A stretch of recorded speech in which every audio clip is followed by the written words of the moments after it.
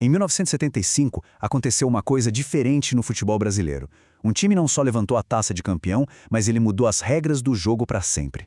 Essa é a história de como o Internacional de Porto Alegre redefiniu o que era preciso para chegar ao topo. E para a gente começar a entender essa história, a gente precisa ouvir as palavras de um dos seus maiores protagonistas. Essa frase do zagueiro Elias Figueroa já dá o tom de tudo.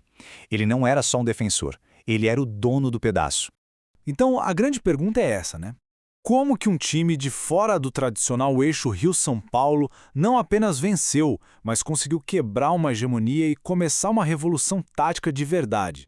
Bom, para a gente ter a dimensão do que o Inter fez, primeiro a gente precisa dar um passo atrás e ver como era o cenário do futebol brasileiro naquela época. O palco principal era o eixo Rio-São Paulo. O Maracanã era mais que um estádio, sabe? Era o centro do poder, onde os grandes times, os grandes craques desfilavam e, basicamente, ditavam como as coisas funcionavam. Só que lá do Sul vinha vindo uma nova força, o Esporte Clube Internacional. E os colorados já estavam fazendo barulho, chegando sempre nas fases finais do campeonato, em 72, 73, 74, mas o título nacional ainda não vinha. Eles já não eram mais uma surpresa, era uma ameaça real. Uma revolução como essa, claro, não acontece por acaso. Ela foi pensada, construída por uma mente brilhante fora de campo e executada por dois verdadeiros generais dentro das quatro linhas. E esse cérebro era Rubens Minelli, um cara à frente do seu tempo. Ele estudava os adversários com métodos que eram novidade, tipo fotografia e videocassete, e ele exigia que o time dele jogasse como um só. Não era um pedido, era uma ordem, pressionar desde o campo de ataque. O futebol brasileiro da época era mais na base do deixa jogar, sabe? Quase um acordo de cavalheiros. O Minelli chegou e quebrou isso. Inspirado na laranja mecânica da Holanda de 74, ele trouxe a ideia de pressionar a saída de bola, de combinar o preparo físico com a técnica que já era nossa. O primeiro pilar dessa muralha era Dom Elias Figueroa, eleito o melhor zagueiro da Copa de 74, um jogador completo, técnico, raçudo e com um senso de posicionamento que era quase sobrenatural. Ele não só defendia, ele comandava a defesa inteira. O segundo pilar era o cérebro do time em campo, Paulo Roberto Falcão. Um garoto da base que jogava um futebol moderno, que hoje a gente chamaria de box-to-box. Ele defendia, armava, chegava na frente. A inteligência tática dele era o que fazia a engrenagem do Minelli funcionar com perfeição. Com o time todo montado, faltava o grande teste. E ele veio, na semifinal, numa batalha que colocou frente a frente a velha guarda e a nova revolução, bem no templo sagrado do futebol brasileiro. O cenário era o mais intimidador que se pode imaginar. Mais de 97 mil pessoas no Maracanã para assistir o Fluminense, um time que era chamado de máquina pelo seu poder. A expectativa geral era de um show do time da casa. E não era um apelido à toa, não. O time do Fluminense era praticamente uma seleção. Tinha campeões do mundo de 1970, como o goleiro Félix, o Caju e o craque Rivelino. E no banco, o lendário Didi. Era uma constelação de estrelas. Favoritismo absoluto.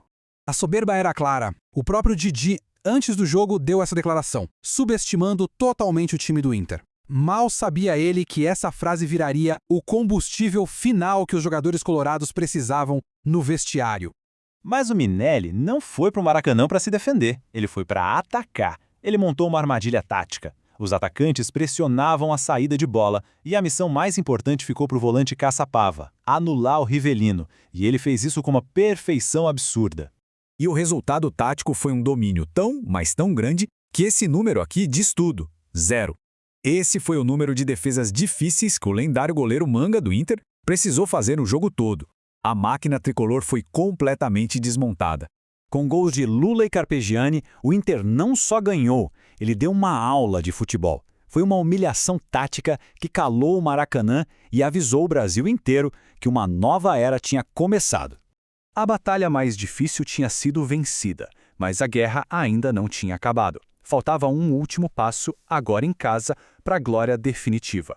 A final foi no Beira-Rio, contra um time fortíssimo do Cruzeiro, que tinha Raul, Nelinho, Palhinha, um time que seria campeão da Libertadores no ano seguinte.